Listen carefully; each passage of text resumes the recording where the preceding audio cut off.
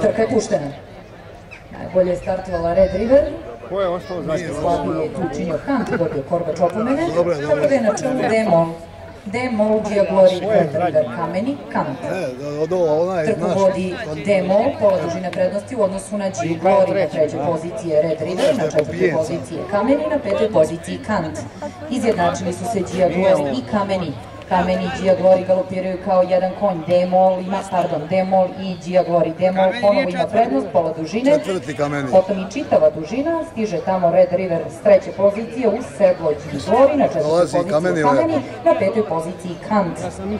Trku vodi daleko iza Jegov Spring. Trku i dalje vodi Demol.